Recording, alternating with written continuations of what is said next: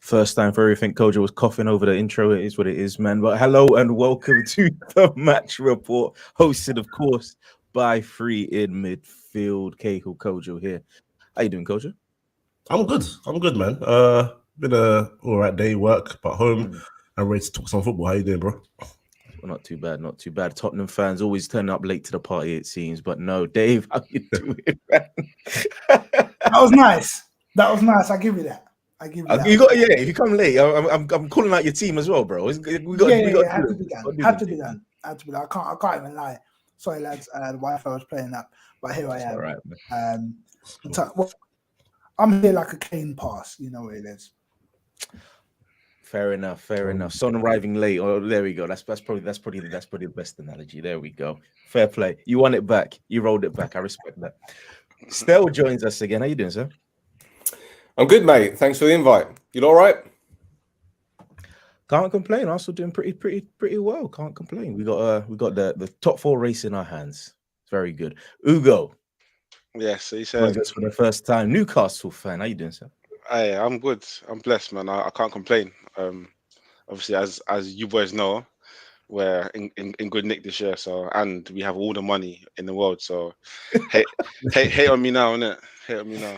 Can I just ask, are you a real Newcastle fan? Because I've never met one. Just go on Instagram and find my app there, and then you see it. He's certified from school days. Yeah. He's been a Newcastle fan for a minute now. So yeah, you got to give him You got to give him a bit of props there, man. He's been through it thick and thin. A bit, Cahill, a bit. Are you sure about a bit? Bro, man, you're literally owned by a country now. You're only getting a bit of props. It's nothing major, man. Nothing major. That's crazy. But fair enough. But of course, we shall start with the big game of the weekend. Liverpool beating Chelsea in the EFL Cup on penalties. 11-10. Kepa comes on to save penalties. Doesn't save a thing. And then blasts one over the top. We'll go to you, Kojo. I mean, should we start with the penalties or should we go through the game? Let's go through the game a little bit because it was a very entertaining game. Firstly, so let's go through the game first. So we start there, man. They get very good. One of the most entertaining 0-0s you think you'll ever see as a neutral. I imagine both Liverpool and Chelsea fans were biting their nails through. Lots of near misses, lots of offside goals. Some may be a bit controversial. We'll get into that later. But what do you make of the final, Kojo? Well, yeah. Firstly, I was happy to have a game or a final between two big sides that hasn't been big sides tend to be a bit of a boring game usually these days. But we have a bit of an entertaining game. Lots of back and forths in terms of counter attacks, strong tackles, some debatable as well. Like I think Kepa had a nasty tackle on the shadow bar. Yeah, that could have been a red as well, but VAR knocked that off. Chelsea missed so many chances. Liverpool always tend to struggle against Chelsea, but I think it's because the way Chelsea play doesn't suit the way Liverpool play. And Liverpool somehow get results because they have that clinical ability about them. They're able to just sniff and find a chance and put in the back of the net and then, kill the game off. Chelsea were just wasting chance after chance after chance. Mason Mount, Pulisic, Lukaku unlucky. I think he was onside. That whole line thing, I don't really agree with it. But yeah, I think Chelsea, it was one of those games where it just wasn't their day because all the penalties were great until literally on Kepa, which is kind of weird because now I don't now trust Spanish goalkeepers and their penalty taken. They're here first in Europa League final, and now this guy in the Carabao Cup final. So yeah, it's a bit of a weird one. But no, it was a fantastic game to watch. Very, very good game to watch, and I was happy to watch as a neutral. Yeah, we both. Well, you kind of not neutral. I don't. There's one club in particular I despise with all my heart and soul, but who's that? Chelsea. Oh, Liverpool. Oh, why? I'm a Man United fan, isn't it? So that's just born hatred. Chelsea, part and parcel. Yeah, Chelsea are scum, but I prefer them over Liverpool all day, every day. Oh, yeah, Still will bring you in. Fair result for Liverpool. Define fair. Chelsea should have had 2 goals in the opening 10, 15 minutes. They don't take their chances. Listen, the way I see it, if you don't take your chances, you deserve to lose. It's that simple. I'm sick and tired of hearing football fans saying, "Oh, we create so many chances, but we didn't score." That's the name of the game, to score. You don't score your chances, you waste them. Game over. You lose. Oh, well. Does Mason Mount have to foster any blame for? I mean, that's probably the golden opportunity of the entire match. You can say Pulisic had the golden opportunity inside the first 10 minutes. You know, this is the guy that social media tells us is supposed to be the next coming of Jesus, right? Captain America. You don't say Pulisic, it's Pulisic. Yeah, you know, all these positive comments about Mr. America. But no, listen, as I said before, you waste your chances, you deserve to lose. I know Liverpool had a great chance with Mane, and the goalkeeper made a fantastic save. That's a phenomenal save in anyone's books. But listen, as you guys said, it was an entertaining game. I didn't expect it to be that. It was like a basketball game. Do you know what I mean? Back and forth. I didn't expect it to be like that, because when you look at cup finals in the past, especially involving teams like Liverpool and Man United, for example, remember that 1-0 when Cantona scored the winner? That was one of the worst cup finals I've ever seen in my life. But yeah, I think Liverpool on the balance of play deserved to win. So yeah. I mean, let's get to the refereeing decisions there. There was what Coach brought up. We bought, to be fair, I think the referee had a decent game, Hugo, but there were 2 decisions that could have been, one could have been a red card, and the Lukaku offside, which I don't think personally was offside. What were your thoughts on, one, the Naby Keita decision to not be, one, go to the monitor, and 2, not be given a red card, but and then the Lukaku goal? Do you think that was offside? I think with the refs, what we're seeing now is a level of inconsistency throughout, isn't it? So, you know, before you would know what to expect, but now you just don't know what to happen or what to expect. And the thing about that is, I don't blame VAR for that. I blame the referees themselves, because they're not taking actual accountability for their for the choices. So the first incident that you mentioned was the Keita one. I'm not quite sure, to be honest with you, because both players went in for it. So you know, to say that's a red card, you know, I'm not quite sure. And obviously, because that issue was, or that incident was only heightened because of how poor the refs have been. So anything that happens now in games, it's 10 times as worse. So I don't think that is something for people to be commenting on. But obviously, right, so comment on it because of how poor the refs have been. But yeah, that one I'm happy to say it's neither here nor there. The Lukaku one, for me, he's onside. Personally, for me, he's onside, because even before you draw those lines there, I said to myself, he's on. Because was it Van Dijk that was the last man, I think, and that there was some sort of gap there. But I don't know what the rules are now. Is it because, to me, is if you can't score with your hand, why should your hand be offside? And I've never actually understood that ever in my life. But for me, he's onside. And but like Stel said, anyways, Chelsea should have never even gotten to extra time in the first place. Even though it was an even game, they had the better chances. And on another day, Mount scores those 2. Pulisic didn't really seem convinced in front of goal. But yeah, I think one of the incidents that you said is neither here nor there, and one was definitely onside. So poor referee in that incident. I mean, there was even a third one. I completely my mind went over it. It was the Van Dijk incident when he came back from an offside position. He blocked. I think it was Reece James, and then obviously Liverpool scored from that. What's your thought on that one as well? That one, I think, it was shocking. That one, I said, no, what is going on here? Because I don't believe he was offside there either, personally. Because again, it's a thing of the hand being offside. For me, he's onside, and that goal stands. So, but I feel like referees are trying to avoid making the call on the pitch, and they're waiting to be told what they should do. But I think that's just the game that we're in now, isn't it? Now let's get, of course, to that all-important decision that was made by Thomas Tuchel, the decision to bring on Kepa to replace. To be honest, I think the man of the match was Edouard Mendy. I think he made a whole bunch of fantastic saves, trebles. I mean, hindsight's 2020 now. That we see that he took him off, and it was obviously the wrong decision because he saved none of them. But Kepa obviously has a history of being a better penalty saver. One, was it the correct decision? And two, what's your whole thoughts on the penalty shootout as a 10-11 final? I personally, I think it was the wrong decision from the jump. It's one of the ones. Mendy was in that rare zone as a keeper, wasn't he? He was everything. It was just going his way. Even that double save that we mentioned earlier, like the first save wasn't a great save from a goalkeeping perspective. Pushed it back into Mane's kind of path as well. But you know, he gets the hand to it. You know, he's playing very well, and he's been excellent for them, hasn't he? He's been the reason why they've got to where they've got to in the past 18 months, let's say. So I think you back your guy.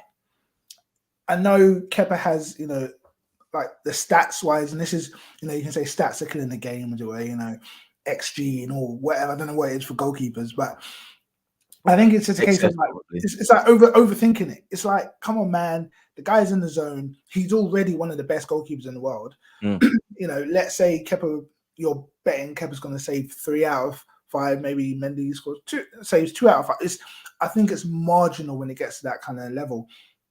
And I think in a big game, keeper's not, you know, he's not warm, he's not getting anything.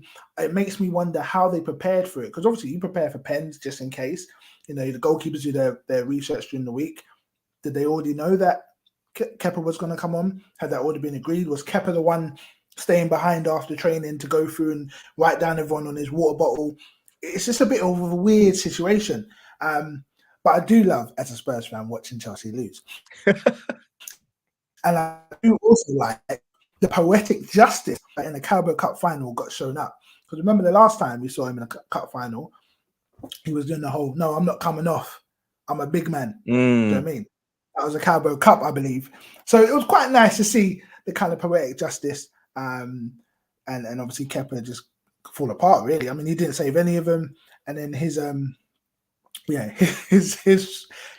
kick was absolutely atrocious. I mean, you can tell from the run-up, he didn't really have a plan in place. And he sent it to Rose Ed, and Liverpool go away with it. I mean, there was moments in that penalty shootout where Kepa was I had a nightmare, man, coach. There was the save where the attempted save of Van Dijk's penalty, where he pretty much goaded him to go to the corner where he's actually standing. All he needs to do is put a fist out, and he saves that penalty. But he's absolutely just let it go through him. To be fair to Van Dijk, he put all his power into that. But that's a poor save or attempt at a save there. And then of course the penalty, which, I mean, Trebles did say he went to the road. I think it's still traveling up. It's going towards space right now, man. That was a goal kick from the penalty spot. He was trying to play mind games from the first penalty. You could tell that he was trying to slow things down, trying to get into the minds of the Liverpool players, and they weren't having it, especially Van Dijk.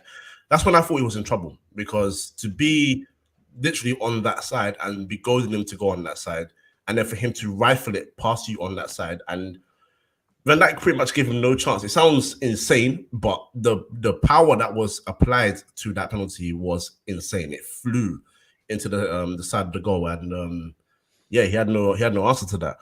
And he had another one where I can't remember who it was. There was a shot penalty, that he got a hand to. Hit his hand, yeah, but it wasn't strong enough.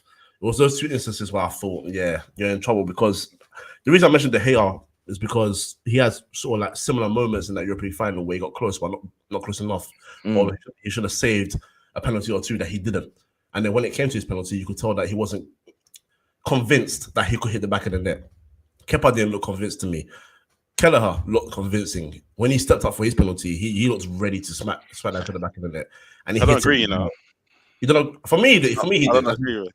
For me, he did. I looked at when he stood up, they put the camera in his face. I thought, this guy looks like he's ready to smack it. Obviously, it's the luck of the draw. If you hit it well, great. If you don't, it is what it is. But he hit it well, and Kepa for me just didn't look convinced. And that was Johnny Wilkinson. That wasn't a penalty. That was a clearance and a half, man. So yeah, it is what it is, man. It's 11-10. It was going to be the goalkeepers or someone that desires it. So it's what it is. Maybe the manager should have stepped up next time and as the 12th man. No, I'm only joking. Luis Diaz, Hugo. What do you make of his I guess it was his first big game as a Liverpool player. I like him. But my only question is, how's Klopp going to manage these guys? Because you see that at Man City, it seems like an honor for players, or they see it as an honor to actually be part of the squad.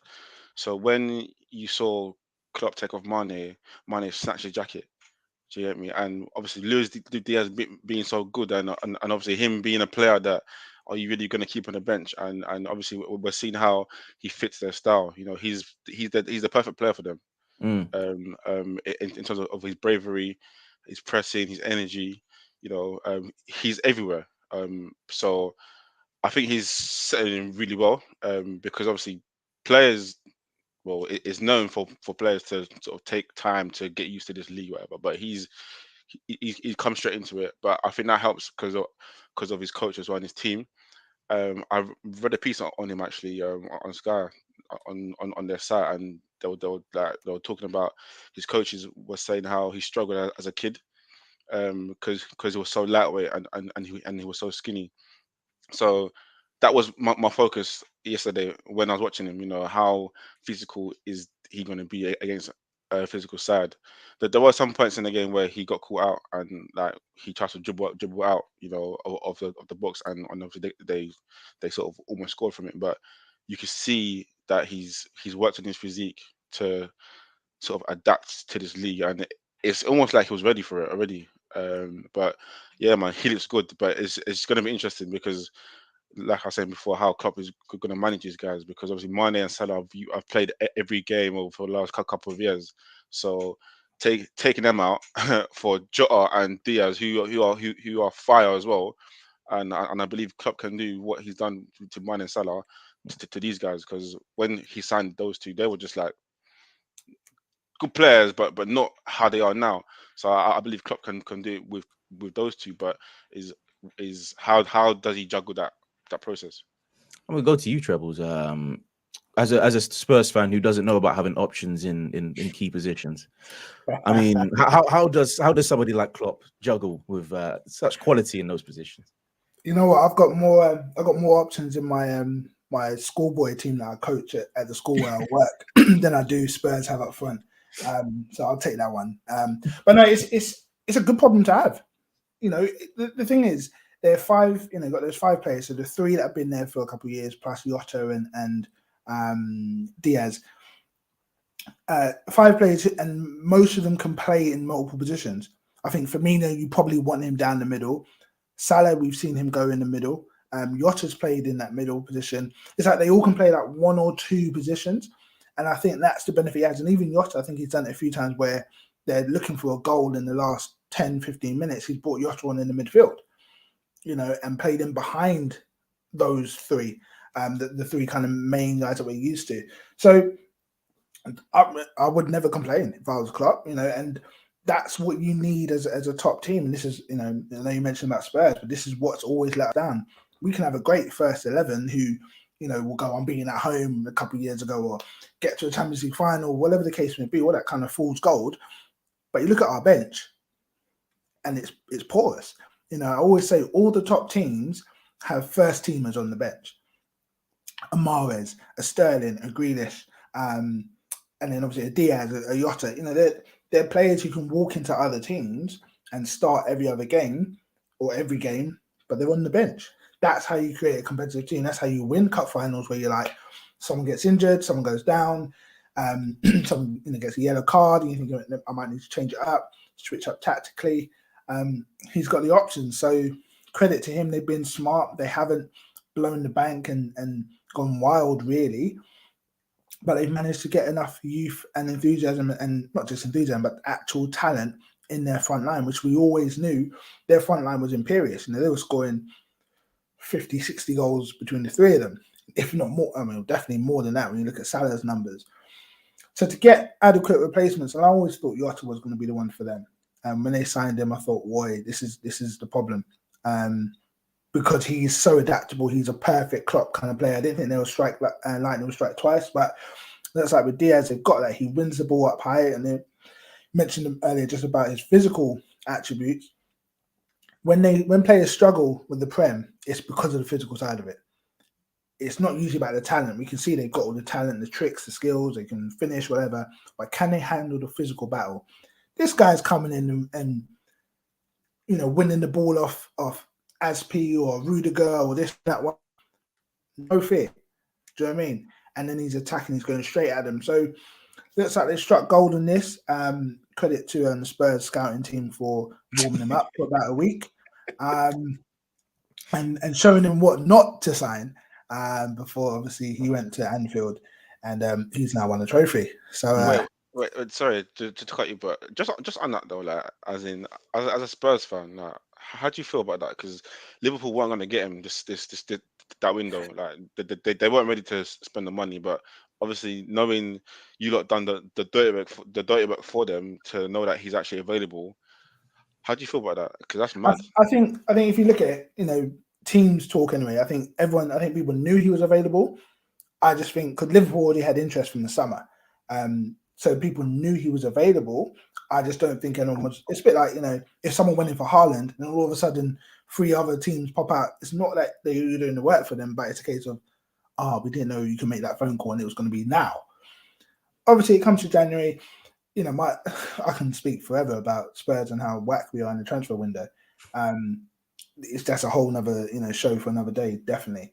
But it's one of the things, and we have to, you know, be realistic about the fact that we're not that team. You know, we can't outbid Liverpool, not just in a financial sense, but even just think about you're going to Liverpool. You know, so as soon as that came in, it's like, you know, Willian and Chelsea a few years ago. There's probably been 3 or 4 others that we don't even know about. I heard that. On them ones, we live and learn. We just keep.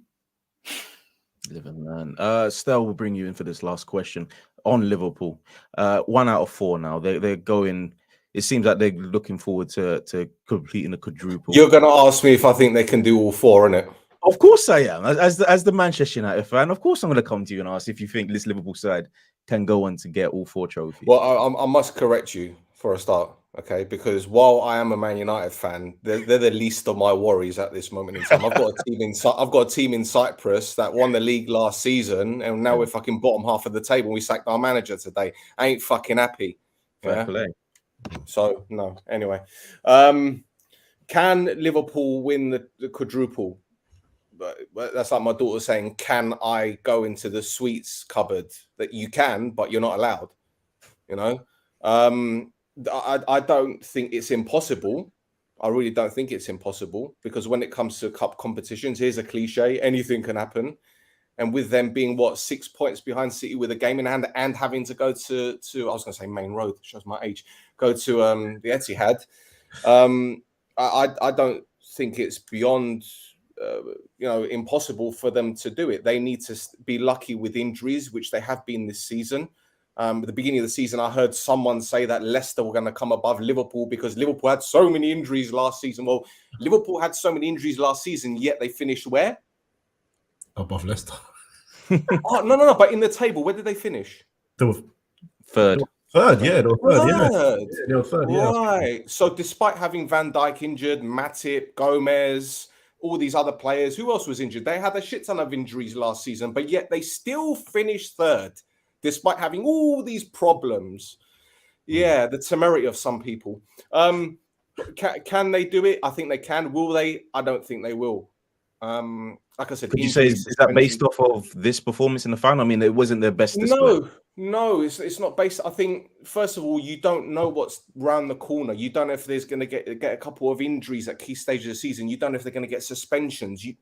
Anything can happen. On paper, pardon the Love Island reference. On paper, they can do it. We've seen them win Champions Leagues, you know, with a squad that probably isn't as good as what they've got now. So I don't, and let's be honest, look at the Champions League right now. If you're Liverpool, are you looking at that the teams that are left and thinking, oh, I'm scared of this team? No, you're not. You're not going to be thinking that. They've won it, for Christ's sake. So why can't they do it again? I think the league title will be a tricky one given the matches that they've got remaining. But again, you never know. VAR could give them a decision. They might go against City, which I guess we're going to go into City in a bit, which also I'm digressing. The FA Cup, who have they got in the next round? Oh, I can't remember. Norwich. they're going to get past them, no problem. So, pardon me, can they do it? I think they can. Will they? I don't know. I think that, like I said, the league might be a little bit tricky for them, to be fair. But can they? Yeah.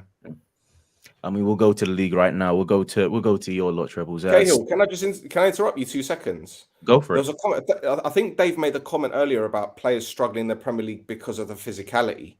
I don't think the physicality is as much of an impact as what it used to be.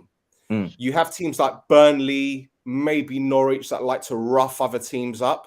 Yeah. But I think players struggle in the Premier League because of the intelligence, the intensity, and the speed. Because if you look at Liverpool, for example, they play a very, very high line, especially this season. I think they're playing about 10 yards further forward than what they did last season and the seasons before. Now, again, game intelligence, you put the ball into the channels when the fullbacks are 20 yards further forward and you've got pacey wingers, you're getting in behind them every time. So I think, again, it's the intelligence side that a lot of players struggle with. Physicality, probably not so much as what it used to be, because you're not seeing those burly oafs at the back smashing people left, right, and centre. You're not seeing your Vinnie Joneses. You're seeing more technically gifted players. That's why Van der Beek, even though he struggled at Man United, he had a good game at the weekend because he's a technically gifted player. So I think the physical element isn't as intense as what it used to be. I agree, it's still there, but I still think the intelligence side is lacking, not only from the players, but also managers and coaches, because we're seeing certain coaches getting jobs, that aren't as good as what they think they are. And we're seeing set piece coaches coming in and certain teams having like 150 corners and only scoring from one. So again, back to intelligence. No. You raise a good point. I think it does include the team. Definitely, Tottenham forward, Lo Celso. We saw, he plays for Argentina. He looks like a completely different player. Plays in our European games over the past 2 years. He looked like a completely different player. Put him in the Premiership games, and he's absolutely trash. Which is why he's no longer at the club. Depends on his role. Depends on his role, and depends what he's asked to do. If he's an attacking midfielder, for example, and he's asked to play as a holding midfielder, he's not going to do that job, is he? You can't expect him to protect the back four. Yeah, I know. We tried intelligence. We tried everything with him, but anyway, Lo Celso, he's gone, so we don't need to talk about him. Thank God. I mean, we'll talk about the players that are currently in your squad right now. 4-0, you put past 4 goals. You put past Leeds United, ending Marcelo Bielsa's reign as Leeds head coach. Matt Doherty, Kulusevski, Harry Kane, and Heung-min Son on the score sheet. It kind of seemed inevitable considering Leeds' run in the past, but it's still very impressive. 4 goals away from home. Got to be excited. You don't know Spurs if you're saying it was inevitable. You said inevitable, I didn't expect to win. I didn't expect it to look as comfortable as it did in part. For most of the game, we were comfortable. They hit the post a few times. Lloris had his usual mid-season moment of madness, which he's been in that kind of thing for the past 3 games. But it's quite clear with Spurs, if any manager has ever listened to this, there's one way to beat us, and that's to stop Kane. If you can stop Kane, which is what Burnley did, but Man City didn't, you stop Kane, and that we don't have much creativity outside of that. Burnley force us wide, and you got Emerson Royale, who is lacking in so many different ways, and Sessegnon, who doesn't trust his body after all his hamstring injuries and whatnot, and we couldn't get it done. But against Leeds, Kane had freedom of the park. Their system worked in our favour. They do that whole man-to-man. They track you all over the pitch. With players like Son and Kane who are intelligent, they can get past man, can make that pass, can make that run. It was always going to be tricky for them. And I think what impressed me the most, I think we were just really clinical. With the chances that we did get, we made the most of it. I don't know what the official numbers were. They might have had more shots than us. But we just made sure when we had our shots, and it does come down to quality of strikers. They don't have a striker. Dan James was playing through the middle for them in the first half. Whenever you see Dan James on your team sheet, that it's going to be a long day. So it's one of the ones where I'm happy we got the win, but it proves what we know about Spurs. We are a bit one trick pony. and we are inconsistent. We are the inconsistent team, which is why the top four conversation needs to be parked for the moment, at least. Because other teams can put together 5 games in a row where they win convincingly. Spurs will get a draw in there, they'll get a loss here, and they win 3 out of 5, but that's not good enough when you're trying to compete at the top end of the table. So it was good. I love watching Kane when he's in his bag. Everyone was criticizing him for dropping deep at the Euros. For me, I was, Team Kane. I was like, if he's going to drop deep, you've got to build a team around him. You've got to have runners. You've got to have people going beyond the line, like Son, like Moore would do, like Ali and Ericsson used to do back, a few years ago.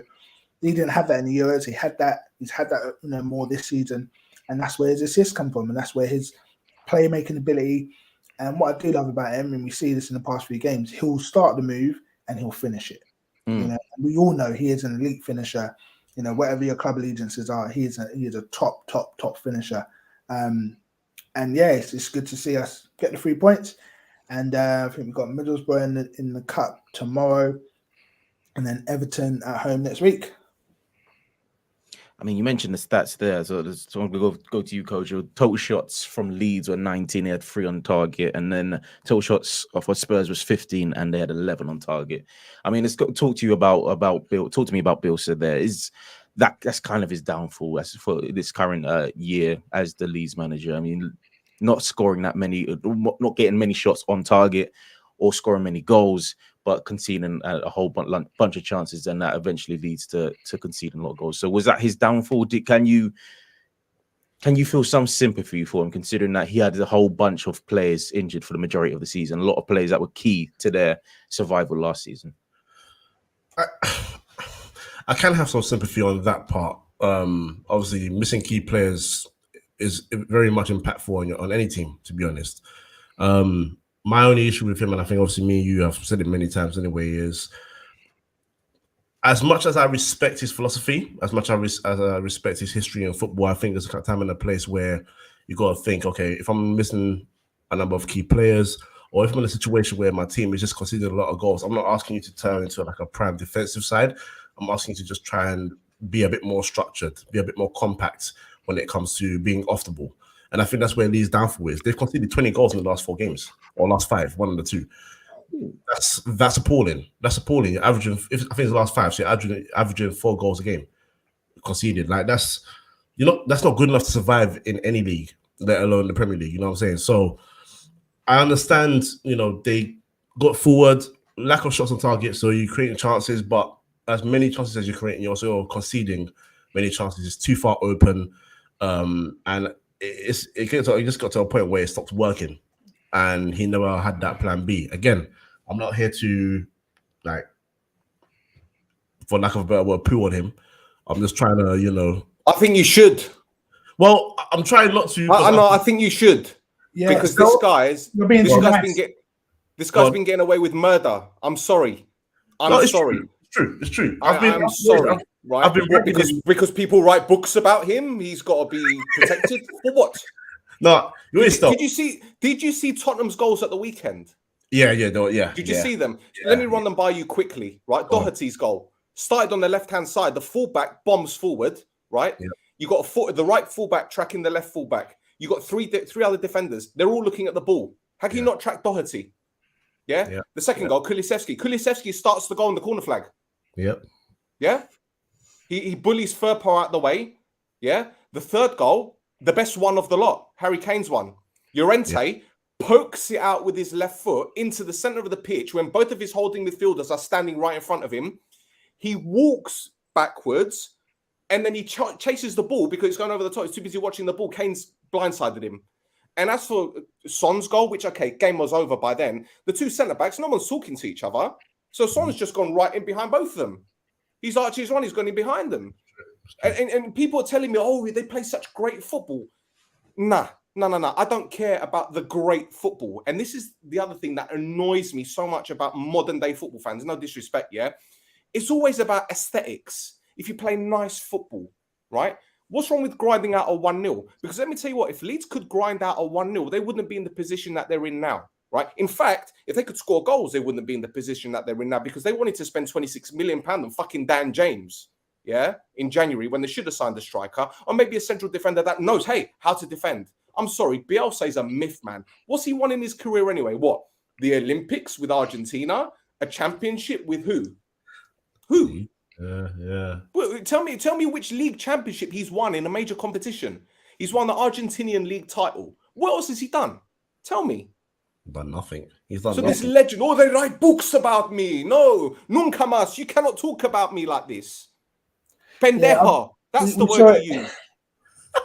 We saw it last season, innit? There was just loving with Leeds and the way they played, and Sky Sports every week had like a montage to, their best passages of play, and they're getting slapped up 4-2, 3-2, or they might win an odd game 3-0, whatever.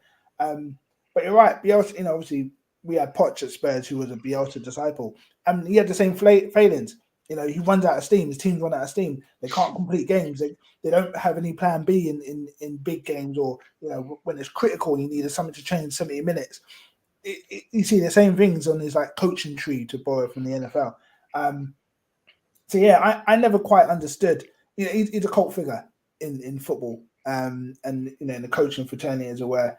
But Leeds got found out, and you can't play them kind of games. You like my man said, you could win the Argentinian league doing that, but this is 1992, bruv. Can I just say? Can I just say? Some people here weren't even born in 1992. Am I right? I was at the end of 1992, right at the end. Right. So you technically you were a fetus when Bielsa last won a league title. Yeah, exactly. There is books about me. Yeah, there is. I've been ragging him for a number of weeks now, and I just thought, the guy's been sacked. Let me just cool it down a little bit. But what you guys have said, it's made me happy, because I'll use Newcastle as an example. I'm going to get to them obviously later on, but then they're not playing the prettiest football, but they're getting the results where it needs to be right now. And they signed in key areas where they need to sign. They got a right back, boom. They got a centre back in Dan Burn. They got a left back in Target. Sorted that out. You see a lot more defensive assurance in there. Bruno Guimaraes is a great signing. They've changed Joe Linton's role, so they can play two different types of football if they want to and get results. And that's what they're doing. Leeds have never done that with Bielsa, and that's why I said I respect managers and their philosophy. No matter who you are, from your Allardyces to your Bielsas from your Peps to your, I'll go back to Alan Kirbishley. All you guys, you have a philosophy. You stick to it. You play your football, but you have to have a plan B. And if your football's not working, find another option. He tried to play the prettiest football in the league, and that's why they conceded 20 in 5 games. And yeah, I don't know who they're bringing next. Apparently, it's Junior Marsh. Again, they've confirmed it. Oh, that's confirmed. Right. He's the new manager. Truth be told, I haven't seen much of him, so I'm not going to make any comment on that. But if he's coming to do the same thing, nothing's going to improve. Marsh from the guy that got sacked from Leipzig. The one from Leipzig. Yeah. Yep. You know what they said? Bundesliga, we all know how they defend in there. No, because we have an American audience here, Peas, don't we? Yeah, we do. You know what they said? They said he's one that in their release they said, he's a manager that we've had our eye on for a number of years. He matches our philosophy of how we want to play. This is gonna be great. I'm just looking for I'm looking for a cheeky bit of Calvin Phillips in the summer. That's all I'm saying. Dave, Bundesliga defending. You know what? If you thought it was bad with Bielsa, get ready for this one. This is gonna be incredible. Yeah. To be fair, just to play the other card here, he did before he went to Leipzig, which I do admit was a disaster. He played. It was awful there. But before Leipzig, that's Salzburg. He got a good few key results. Got a decent run in the Champions League. Obviously, won the league title with Salzburg. So maybe the Leipzig move was a step too far. Maybe Leeds is a bit more of what his reputation deserves right now. So is there any hope that he can get Leeds firing again, back to I don't know, mid-table survival?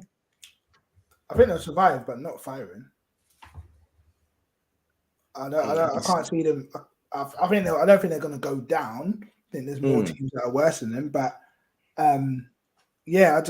I think the injuries, and they can't go out and buy someone. They don't have a striker. They literally do not have a striker. Well, bro, sorry to cut you off, but Bamford was injured for a while, and like Stell said, they signed Dan James. But that's what I'm saying. So that's on them. That's criminal. Yeah, it is criminal. No, but listen, but I think firstly, as a Newcastle fan, I know how we struggled in the window to get a striker. Yeah, I think this window was difficult to get strikers in, so we had to resort in getting Chris Wood for 25 million from his release clause. So,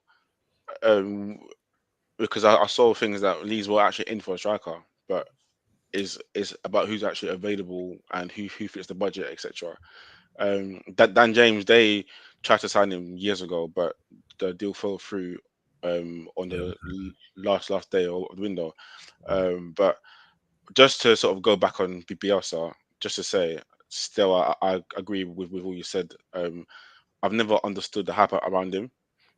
I respect him because the world of football respect him, but basically not based on what he's done as a coach. I find he's quite naive. I've never seen somebody do that sort of style of play, man marking, because then when you're doing that, players lose accountability because it's like, okay, cool, that guy there, that free man isn't my man, so I'm not going to mark him, basically, and you sort of lose that teamwork. That you become tactically, I don't know, dumb, because you don't know how to work as a team. It's just go with your man, stay with your man, and that's it. The shape, I don't know how they sort of done it last year, but we all knew that Leeds weren't gonna sort of last long playing that style, because one, stamina, like we all knew that, one, they were gonna sort of run out of steam, and two, they'll get found out, and this season they've been found out massively. And I just put it down to the fact that when you're playing that sort of way, you lose, that tactical side of the game, where is fair enough. If there's a man here, you know what, cool, let me sort of drop off, let us keep our shape. But doing that style, it was very easy to play against them. We went there and beat them 1-0. That's how bad they were, and we beat them 1-0 when we were bad as well. So them losing 6-0 to Liverpool, 4-0 to Spurs doesn't surprise me at all.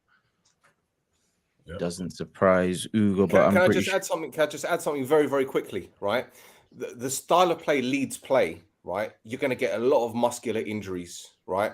And I think Calvin Phillips, Bamford, and if I'm not mistaken, Liam Cooper this season have all pulled up with hammies. Yeah, that's, make of that what you want. We had the same thing at Spurs. Every January, February, Poch's teams, hamstrings. Son, Ali, Ericsson, all of them. It's the same thing. Same type of Bielsa ball or whatever it is, that high energy press.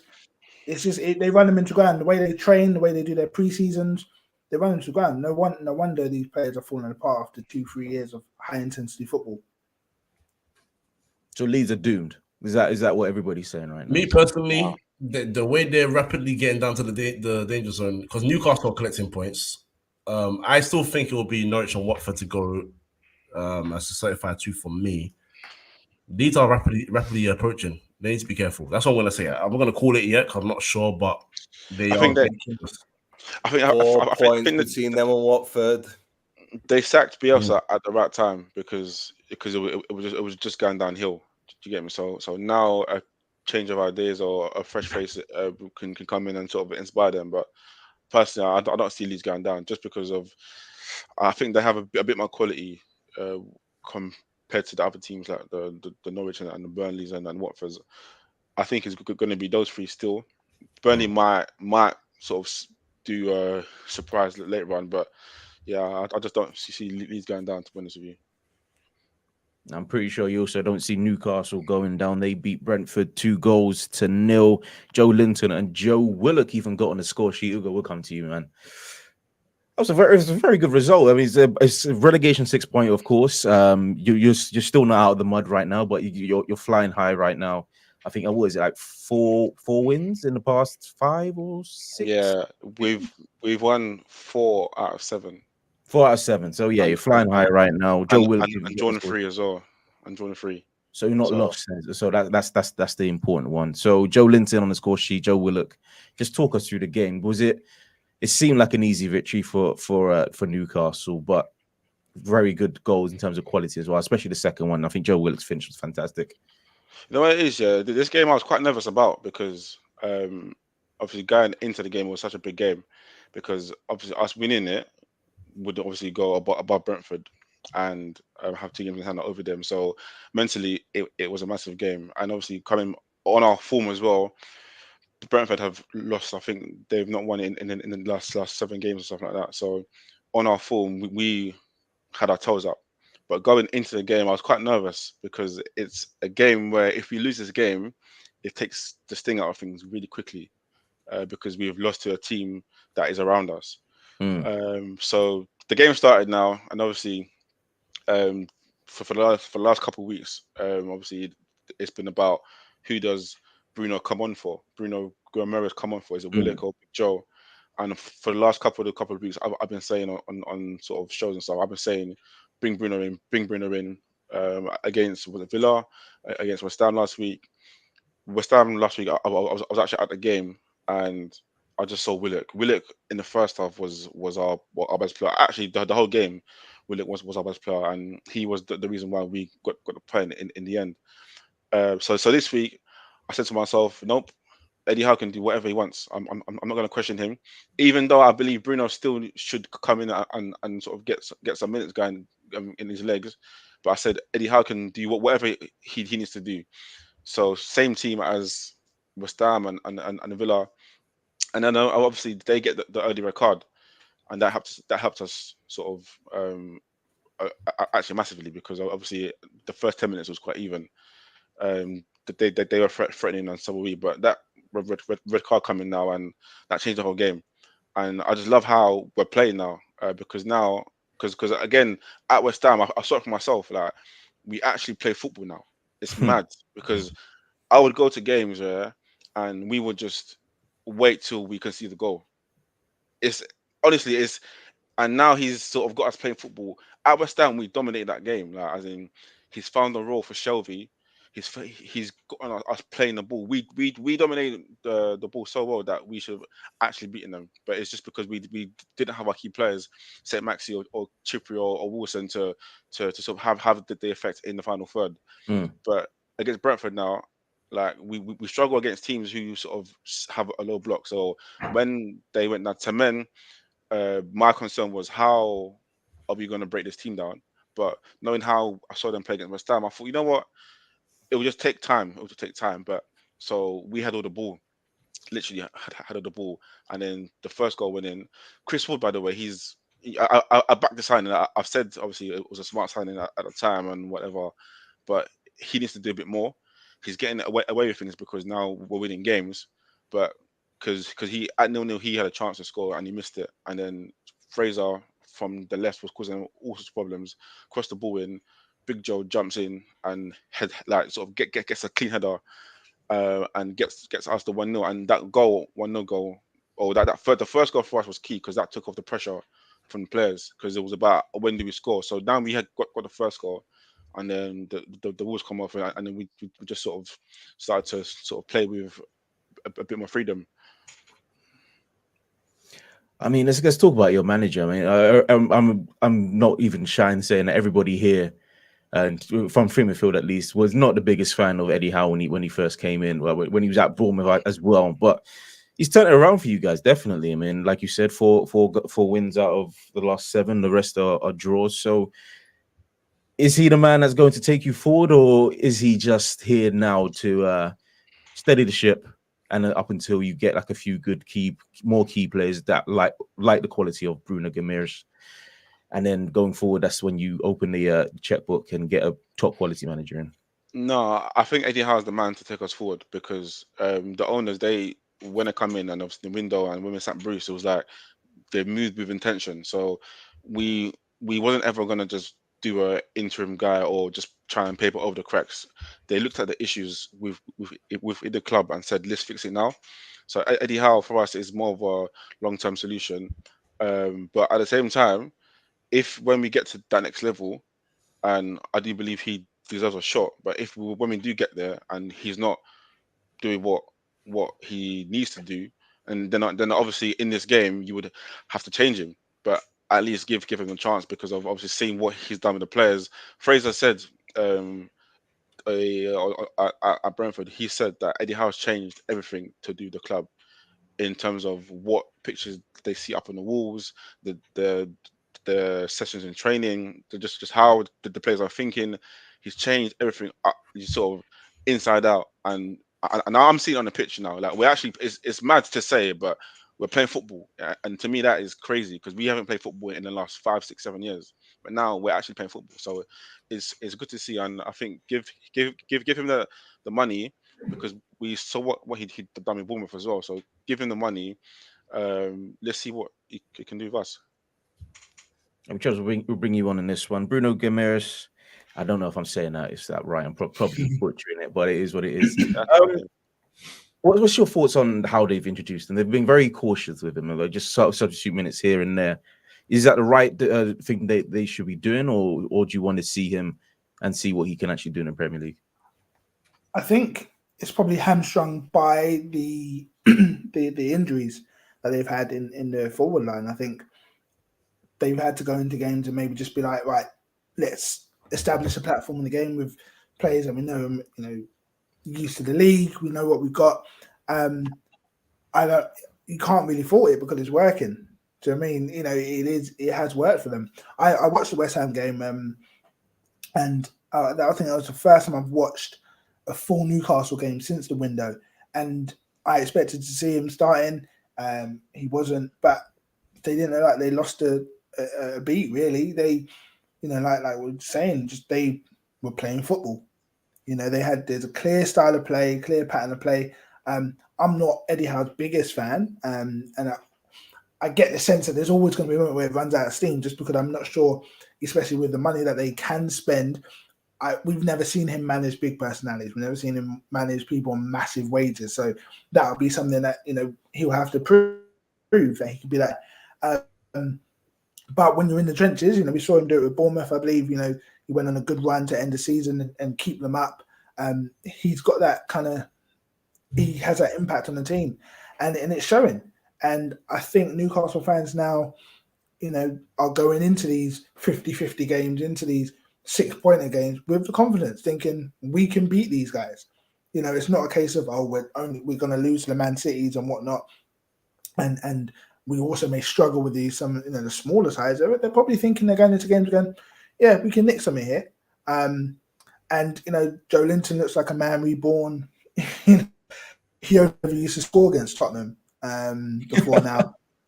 But now he's getting a goal here and there. He's linking up the play. He's breaking up play. It's quite weird to see how he's kind of reinvented himself in this midfield role. I do think he's filling that role. He's not that. I think it's a long-term decision. But if it's working for Eddie, why not stick with it? Let's see what happens. I think they're probably now going to be on the safe side. I don't see them getting sucked back, and I know they're only 4 points clear, but I think some of the other teams have no hope. Whereas Newcastle, because of the signings, because of the kind of fresh impetus that they've got, I think they've got enough to nick enough wins along the way. Because now they're learning how to win games. It's not like they go 1-0 up and then they lose 3-1. Now they're learning, right, we're 1-0 up, now it's 2-0, take the 3 points back to the north, and we go from there. And that's key. So to quote, that's key.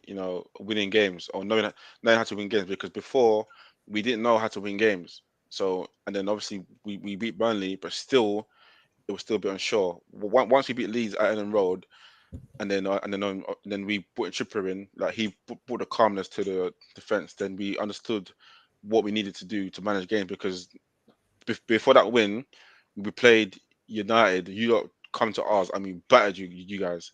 Yeah, and we drew 1-0, and then we played Watford as well, battered them. They scored in the last minute as well. So we were actually playing well, but we didn't know how to win games. We didn't know how to see a game out. But now, apparently, that's what they worked on the training pitch, so how to manage a game, and that's why we're seeing what we're seeing now. It's good to see. You just hope that they don't get from a Newcastle fan perspective, I'm sure a few injuries to the defence and we're back at square one. Because that was what was letting them down. That's why they were conceding those last-minute goals, random errors by the likes of Lascelles, that kind of that caliber of player. So I think they're on a good run now. They've got Southampton and Brighton coming up before Chelsea. If they get 6 points out of that, then they're in a good position going into the last 2.5 months of the season. Yeah. It's always good to see Christian Eriksen return. Of course, I think it's 8 months since he had a cardiac arrest on the pitch. So it's always good to see him back. But let's go to Manchester United now. Kojo, of course. Well, what's wrong? Manchester United 0, Watford 0. It's a good result against Watford. They battered you 4-0 earlier, so it's a good result. Yeah, that's 4 less. Yeah, we were the underdogs going into this game, and just to come away with a point is just beautiful, We even dominated the game, so Watford were lucky to come away with a point. But we've onwards and upwards. Hopefully, Man United can finish in the top 10. Yeah, it's been good. No, it's become the same old story of Man United now. It's now they're creating chances, but they don't know how to finish. Before they hardly created chances, but was somehow after like 2 or 3 chances, they'll somehow finding a goal, but not defending well enough. We still don't defend well enough, but look. You can't create so many essentially clear-cut chances and not finish your dinner. That's the be-all and end-all of that. That's why Man United deserve to drop 2 points. I really don't know what else to say about this match, if I'm being honest. Because it's going to risk repeat Man United. This is what they do. Ronaldo missed chances. In fact, the only thing I will comment on is this, because I haven't really addressed it yet with Man United fans, is Man United fans as a whole, I've got into the whole culture of the blame game with one person and then everybody else gets their favorites, get their buys and all that. So you have certain people go on, whether it's social media, on Twitter or whether it's YouTube or whatever your platform is, and you'll scream at Ronaldo, you'll scream at Bruno, and you'll be begging for Martial to come back, or you're still hoping that Rashford can become Mbappe part 2, even though he's older than Mbappe. I don't know. It's all this weird stuff. And, I watched the second half of the game. I didn't get to watch the first half because I was out. And what I got back to in group chats and on social media was Ronaldo this, Ronaldo that, Ronaldo this, Ronaldo that. And I watched the game back and I'm just like, it's not really Ronaldo this, Ronaldo that, is it? You keep blaming one individual, but it's a myriad of, it's a load of players. It's a team game, firstly. Secondly, yep, he hit the post. Should you score that? Maybe, but he hit the post. It is what it is. He had one that's allowed for offside. Another one where he shot, he should have hit the space or wherever, hit an angle or wherever, didn't go in. He prayed at the post. Bruno also missed chances. The defending wasn't great, even though, yes, we did dominate Watford in terms of possession, but the defending, when it came to moments that saw coming at you, they looked unconvincing as per usual. The midfield still don't control games convincingly enough. It's always same old with Man United, man. That's what I can say about that. The game, they should have scored, but they didn't. So that's 1 point, or 2 points dropped again, and they're looking ever so unlikely, even more now, to get a top 4 spot. But they only got themselves to blame for that. I still will come to you. Is it a case of blaming either the players or the manager? Because it seems like what Rangnick's trying to do is, you can see it work. You can see it kind of working. And when it comes down to the final third, they're not, like Coach said, they're not taking their chances. So is there fault to be blamed at Rangnick's feet, considering that they're playing decent football, they're creating loads of chances, but they're just not scoring them? I'm gonna send the question back to you then. Oh, geez. You're gonna love this one. Okay. When your left back's got the ball, yeah, and he wants to deliver the ball in the box, and you only have 2 players in the box, how do you expect to score? Yeah, facts. When you have 2 attack-minded central midfielders who would rather try a Hollywood ball as opposed to lay it off square 5 yards, who'd you blame? Now, you asked. Well, sorry, you mentioned that you could kind of see what Rangnick's trying to do. I can't see what he's trying to do, because every game there appears to be different patterns of play.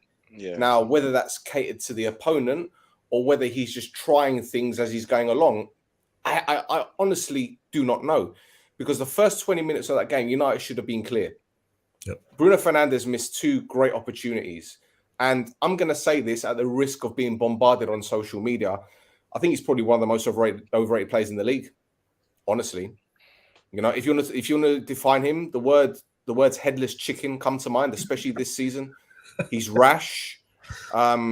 Now I don't know whether that's over enthusiasm or maybe because his idol is on the pitch with him and he's trying to outdo him, or maybe get in his good books, or maybe get some signed shirts. I don't know. I really don't know. But this season, okay, while Fernandes has contributed a lot, and I'm not saying that he hasn't, there's been numerous occasions where he could have just done something simple like caress the ball in the back of the net, but he wants to put his foot through it. It's almost as if he feels that he's trying too hard, or maybe the world is on his shoulders. I remember when it was Pogba's second season at United, and I said he's trying too hard. And by that, I mean, because of the players that he's got around him, it's almost as if that price tag, the reputation, he feels that he has to live up to it. He doesn't have to, because it will come naturally. With Fernandes, he's done well as a player, as an individual, getting the numbers, the statistics, whatever. It's like this season, with all the nonsense that's happened with Harry Maguire and all this and blah, blah, blah, it's almost as if he feels that he's got to be the main man. United's best man on the pitch the other day was Pogba. It was Pogba by a country mile. And look, I'm not his biggest fan. I'm not one of these Pogtards. Do you know what I mean? I'm not one of these people. I think he's one of the greatest ever players, but I know how good he is. And he's a very dynamic player. He doesn't need to play a 40-yard square ball. He can do the simple things. He does them well. That being said, United didn't deserve anything out of that game as far as I'm concerned. As I said before, the top of the show, if you don't take your chances, you don't deserve to get anything. And it wasn't the Alamo either, was it? It wasn't as if Ben Foster had thousands of saves to make. I can't remember. How many saves did he have to make? 3, 4, if that? Yeah, that's about it, really. Yeah.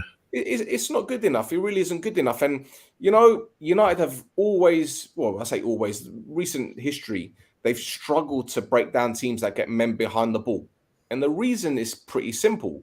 Liverpool, Man City don't have that problem because they have runners, people that run into spaces, that know how to occupy vacated spaces.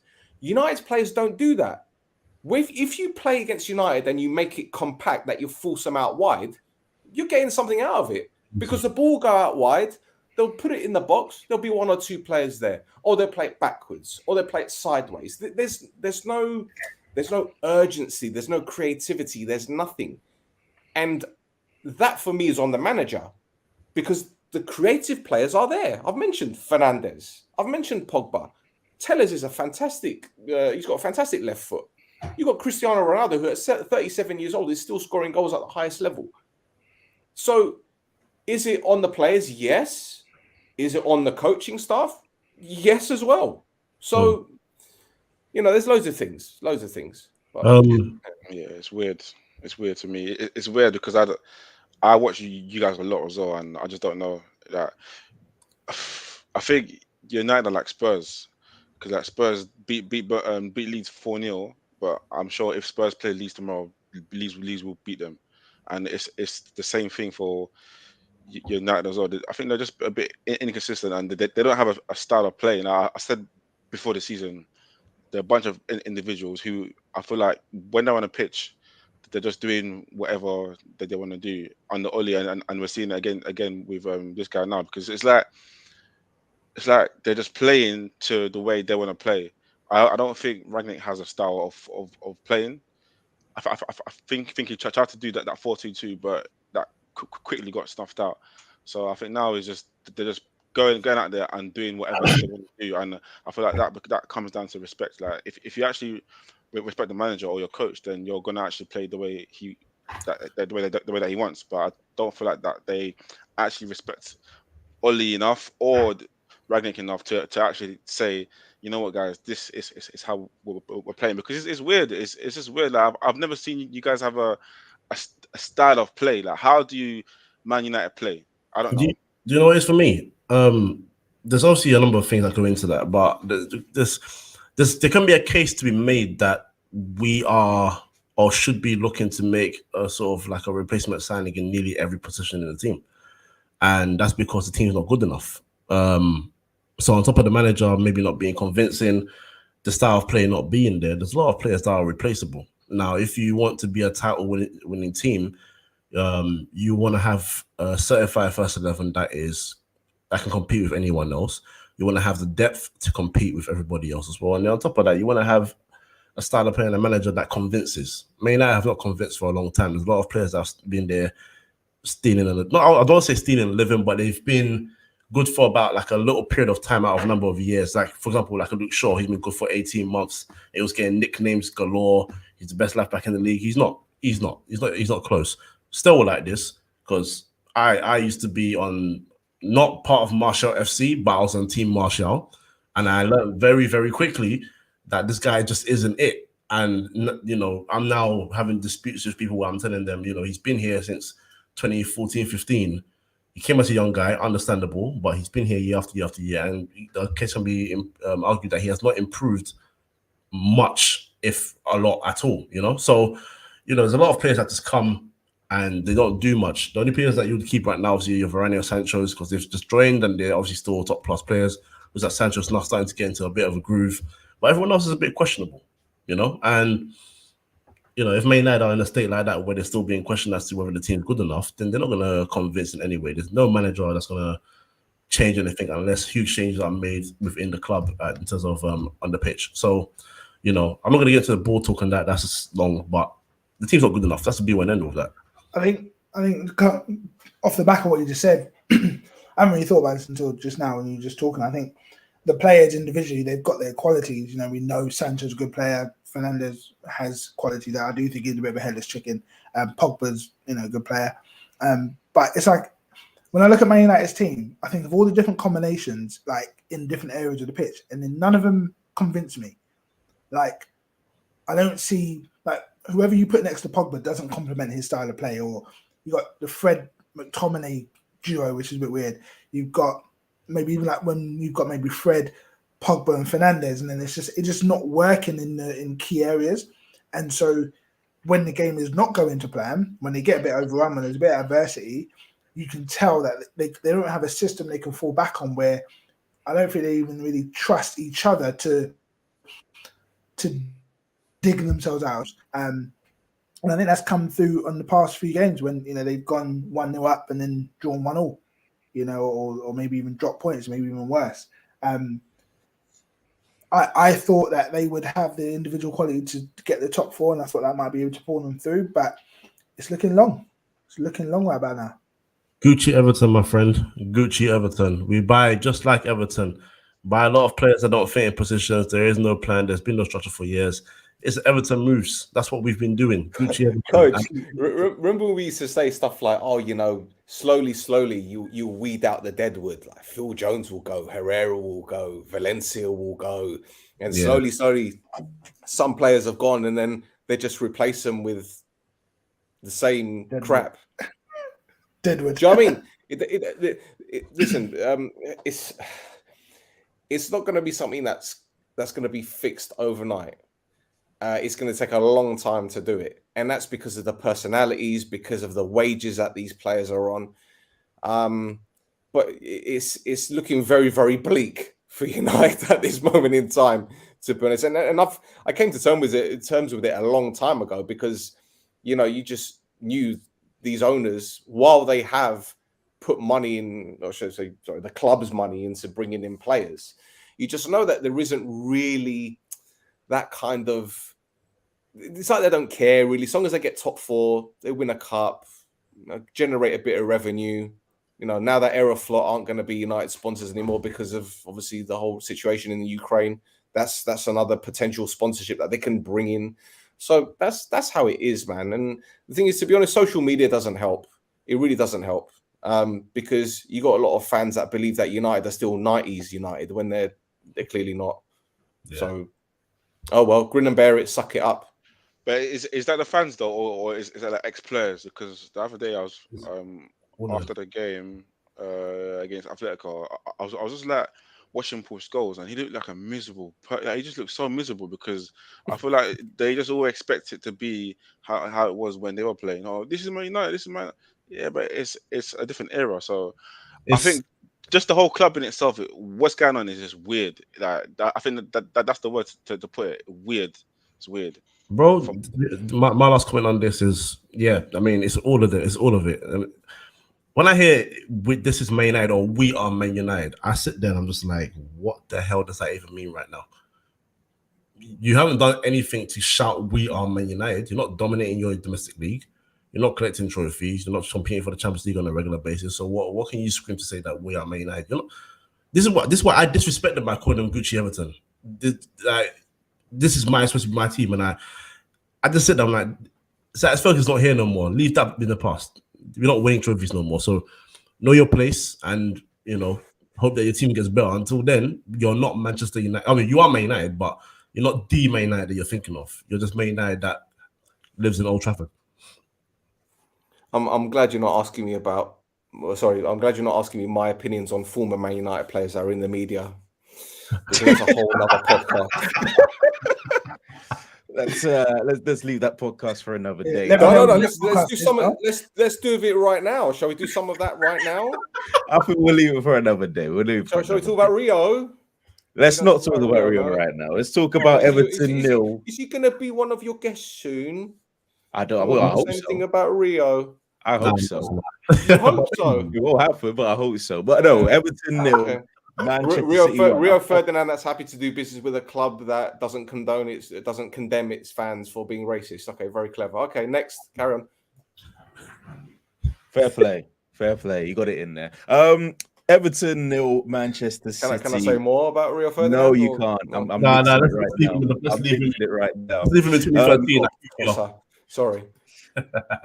Everton nil, Manchester City 1. Phil Foden got the goal, and it's a very lucky goal. But that's what you need when you're going for titles, trebles. You need to get. Well, I know you look surprised because you know. What? How exactly. But yeah, that's what you need. You need to grind out results. Yeah. Nickel 1-0 here and there, but there's obviously another component to this result. But we'll talk about that late in a minute. But they got the victory, which they desperately needed. Liverpool obviously closing in and closing the gap pretty fast, so they needed this victory. Yeah, it's. I watched the game, and I genuinely thought Everton were going to get something from it. I just thought it was just one of those Goodison nights where it tends to happen in the league. Obviously, they're not really a big club in terms of winning trophies and stuff, but Everton can get those results against big clubs, whether it be a 2-1 or 1-0, or even get the draw, which looked inevitable for a bit. They did to Man City what Spurs did. We just said, right, you guys can go play with the football out in the wings. As soon as you cross the ball, we're dealing with it. As soon as the middle of it, take a couple of long shots here and there, we're okay with you having it. But then as soon as all it takes is one mistake, and who's it? It's Michael Keane, isn't it? He's at the back there. Michael Keane makes donkey. Yeah. What's a donkey? Sorry. He made a hash of it, and then Foden nips in there. Good anticipation by Foden. But it's very clear, I don't want to trash Man City because they are a good team. They are a good team. But when I see them play, I just feel like it just gets a bit boring. When in a game like the Everton, they don't have a plan B. There's no, and I think obviously the lack of a strike of a direct man in the box is what kind of hurts them actually. And we've seen it with Pep in some of the bigger games in the semi-finals, finals. He gets a bit too cute, or he's a bit too stubborn with his way of playing. There's nothing to change off the bench. I know obviously Jesus has been injured, but I don't really rate Jesus that highly as a number 9. I don't think Pep does. Pep uses him all across the front line. So it was clear in the game against us, and for a large part of the Everton game, that without having an out-and-out striker, there's going to be moments where they're going to struggle to win through some of these tricky midweek games, or even maybe think about the game with Liverpool in a few weeks' time. So I think it helps to kind of shape up the title race and a bit more exciting. Like I said, it was must-win for them. Liverpool are gaining steam. Liverpool have survived the whole AFCON month. They've come through that. They've now got they've got a trophy. They've got new players in. At least with what Diaz is in, and he's looking like he wants to, push on and kind of help them in their title race. So it's going to be interesting. But yeah, they rode their luck multiple times. And to me, Everton had a proper striker. Richarlison, he missed a few opportunities where you're thinking, come on, man, put it in the back of the net. And I don't want to keep going about Spurs beating Man City, but that's what, when we've beaten them, when we have a random really good record against them, we just have a player, Kane, who can put the ball in the back of the net, or Son. If you're going to play tight against Man City and try hit them on the counter, or just try, take whatever they give you, and they will give you, because they're not imperious. You can break them down in some phases of play, and getting behind them in the gaps that they make when they're moving them fullbacks around and stuff. You got to have someone who can just finish off. And Richarlison, Iwobi, and I don't know whoever else was on the pitch up top for Everton. That's not going to cut it, and they didn't, and they suffered for that. Where they could have been maybe 1-0 up and then concede, or maybe 1 or 2 up and then concede and make it a bit tricky in the last 10 minutes. They go 1-0 down, and then obviously we know what happened with the corruption in football. Yeah. Let's get to that discussion, Hugo. Corruption in football, bloody hell. If you could say corruption in football, this is probably the example to give, man. How on earth did Rodri get away with that? I don't know, to be honest. Lampard's anger is justified, and I definitely get why he said what he said, because it's mad. Obviously, penalties it's not a given goal, but it's an opportunity to get something out of the game. And given how well they played as well, they deserved at least something from that game. So how that wasn't a handball, because these rules is they're mad, because it's like one day is something else, and then the next day is this. And like I was saying before, that with the whole rules and stuff, is because they're so inconsistent now you don't know what is what. Because his hand was not in a natural position. The ball struck him below his shoulder, and why it didn't go to VAR is bizarre. I don't know. I think when it comes to the big clubs, I feel like these officials feel like there's too much at stake, so they don't want to make a call. But in this league, everything is at stake. No matter if you're 12th and you're playing for nothing, that doesn't matter. Like, every game is a big game for every club, so you have to be brave enough and to make these calls. But like I'm saying, I just don't feel like these refs have, they need to be held accountable for these things. But they're hiding now. They're hiding behind VAR, and I don't think VAR's a problem. VAR was there to help them. You can't blame the system, blame the people using the system. They're not using it correctly. So when guys say, "Oh, VAR, this video," those people are just people that just say things because other people are saying it. VAR is there to help people. We all called for VAR. Now we have it. Is the human beings that's not doing it. That's not doing it right. So and I think the issue lies there. But sorry, Everton, but if they had got a point, then obviously they would have got a point nearer to us. So I'm not too mad, to be honest with you. And obviously City, that's what you do as champions. When you're not playing well, you somehow sneak a win. That's the game, innit? I mean, Chris Kavanagh, I think it's Chris Kavanagh that was at Stockley Park. He said, "STEL, it wasn't clear and obvious enough." That wasn't clear and obvious. Jesus Christ, this league is so corrupt. It's unbelievable. Yeah, it makes me sick. It makes me. Do you know what? I've seen some dodgy decisions in the past. Yeah, and the more I watch the Premier League, the more I think big team bias. Big team bias. Yeah. Mendes against Man United. I was in the Stretford then. I saw it go over the line. That's a goal. That's a fucking goal. Clearest thing. That's why I call it what I call it. Corruption. When Robert Pires took a dive against Portsmouth the year Arsenal won, when the whole season unbeaten. Yeah. That's corruption, man.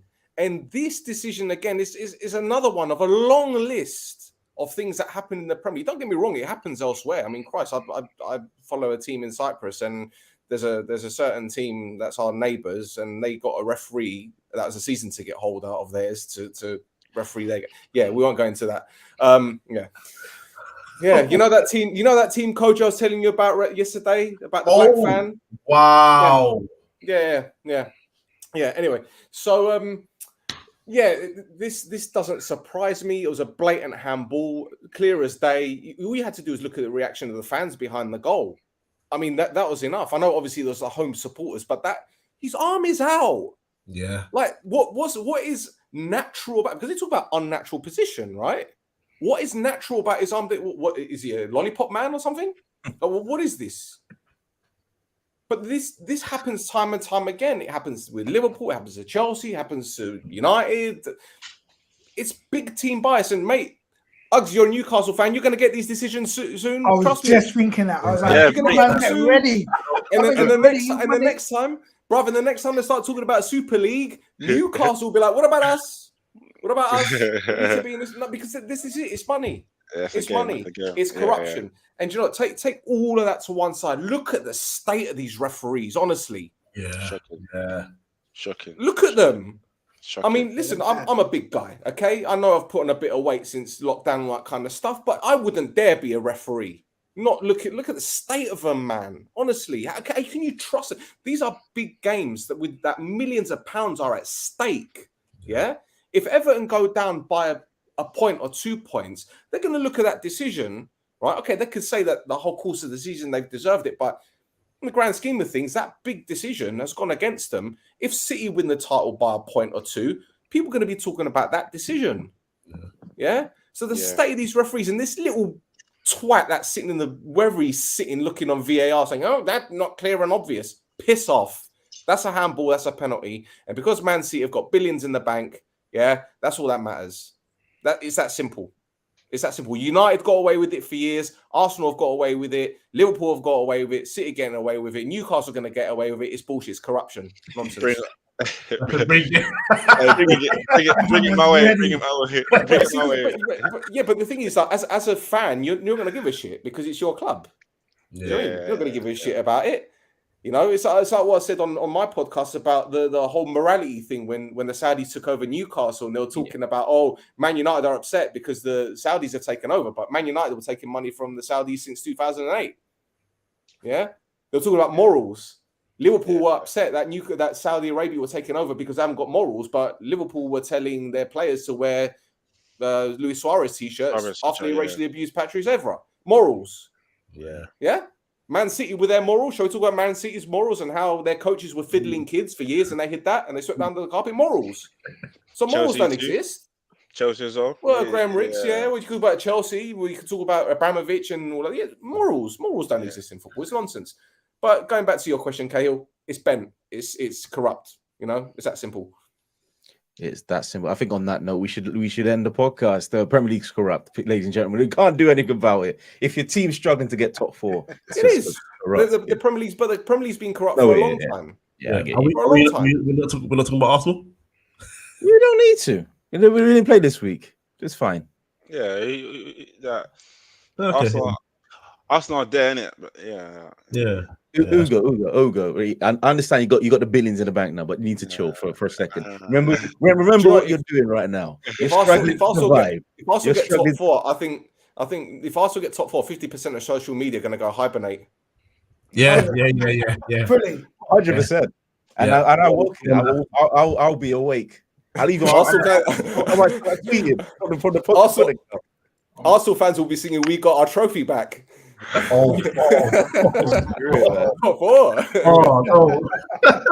Screw it. That is our trophy, but top four is a trophy. That's the philosophy a lot of teams are living by now. Arsene Wenger was right. It's money. It's Champions League. It's more corruption. Move it on. Corruption. End it there. Thank you guys for listening. Thank you guys for joining us. But we're gonna find out where they can find you. So, Stel, we'll start with you. Where can they find you, sir? Well, my Instagram handle is right there. I've got my little Ammonia podcast. You probably never heard of them, but they're a little team in Cyprus. You only get like 5,000 fans. We're not a big club, but hey, we love them. We love them. Yeah, we've got a podcast called No Choftes. We've been fortunate enough to have some great former Ammonia players on, like, for example, Zayelias, that won the UEFA Cup with Inter Milan, Matt Derbyshire, loads of other players. And we're adding more strings to our bow, which is quite pleasing. So, yeah, anyway, thanks for having me on. And one more thing, try and cancel me. You can't cancel that someone's already cancelled. So, fair play. Treble, where can they find you? Yeah, Instagram, Twitter, the usual spots. Also part of the New Spurs Order podcast, part of the Touchline Fracas family. We have podcasts representing the bigger clubs and Spurs. Hold on, yeah. you do a pod with Tobes? Yeah. Doesn't he do your head in? You know what? No. Hey, he knows I'm joking. He knows I'm joking. Don't worry. No. He's good. He knows I'm Trust joking. me. Don't worry. Before people are like, oh my god, beef. No. No. The group chat is worse than the pod. There's some wild stuff that gets said, but no, it's all good. That's where we're at. We try to keep it locked in every week. I think we record on Thursdays, out on Saturdays. In all the major spaces, Touchline Fracas, follow them. Loads of stuff happening. We do 5-a-side football competitions. We've got a 11-a-side team. Just trying to take over the world, one bit of football at a time. No corruption here. Ugo, where can they find you? You can find me on the front line at every away game. No, I'm joking. No, that too. But find me on Instagram, on Twitter at BigGoogs_. And on Thursdays and YouTube on the Magpie channel, Toon Therapy, at 8 o'clock, where we just discuss Newcastle and life after Mr. Mike Ashley. But for those who don't know, I was the one why Mike Ashley sold the club, because I love that video. I approached the guy and I told him about himself. No, I'm joking, but yeah, man, yeah. Thank you guys for having me. It was fun still. Appreciate it, man. Good one. But Kojo, finally, where can they find us? So here on YouTube at Free Midfield Podcast on YouTube, and then when you talk about your audios, Spotify, SoundCloud, Podcast Free Midfield, and your social medias, which is Twitter, Instagram, TikTok, and Twitch, Free Midfield. This has been another episode of the Match Report. Good.